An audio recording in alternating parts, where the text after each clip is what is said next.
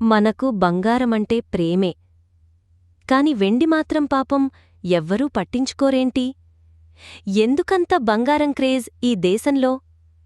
తెలుసుకుందాం ఒక్క నిమిషంలో.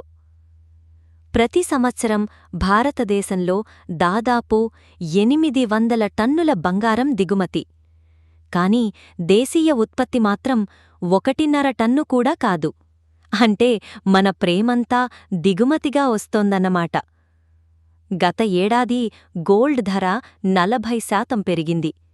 అందుకే అమ్మాయికి, అత్తకి, ఇన్వెస్టర్కి గోల్డంటే గుండెల్లో చోటుంది. ఇక సిల్వర్ కూడా తక్కువేమీ కాదు.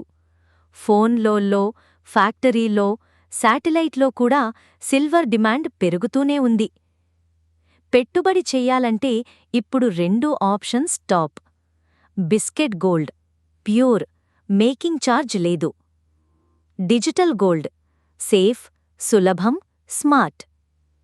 మరి మీరు ఏ దానిని ఎంచుకుంటారు? మెరుస్తున్న బంగారానా లేక తెలివైన ఇన్వెస్ట్మెంటనా? మాట్లాడేది నిజం.